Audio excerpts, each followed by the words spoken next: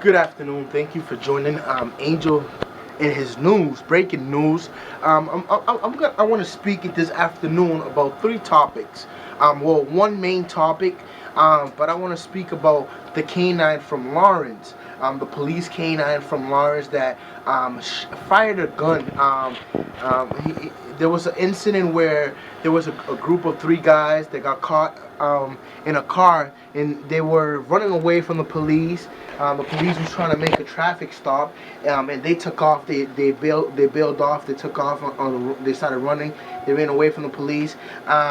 So when the police officers seen one of the guys put a gun into a snowbank. So they called for canine backup. The canine backup came, started digging for the gun, and the canine triggered the gun to shoot.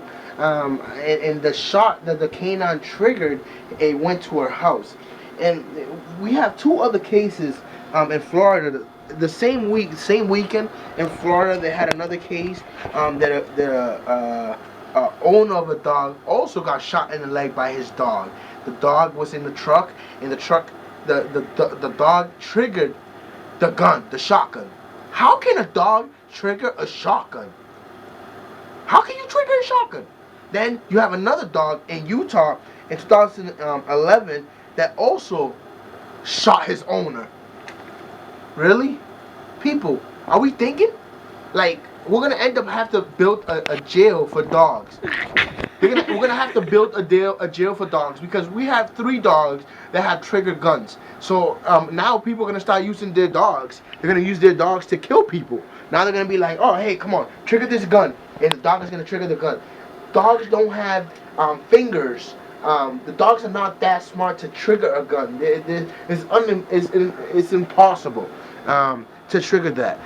They said that the gun that the canine triggered was a semi-automatic. A semi-automatic? Wow, that gun had to be rusty. That gun had to be in pieces, right? For that gun to trigger like that. You know, and I don't understand. Some people don't think the way I'm thinking. I think some people are just whatever, you know, they're going to let it go. But if somebody would have died in that house, who are they going to blame now? The dog? The dog, you know, triggered the gun. And it was going to be all over with. You know, right now, nobody's talking about it. Everybody's letting it go because nothing happened. Oh, wow, the dog. Everybody wants to take a picture with the dog. Everybody thinks the dog is the man. Oh, yeah, the dog. Yeah, the canine dog, he's the man. Really? I disagree with that. All right? I disagree with that. I disagree that a canine dog shot that gun. I believe some other things. But I'm not an investigator. I don't work for the police department, so I can't investigate that. I don't work for the state police. I can't be like, oh, all right, I'm going to go investigate that. I don't believe that's true. You know what? I think that police officer shot the gun. I believe that police officer shot the gun. All right? He seen the guys running. He seen the guys running, and he tried to fire a shot.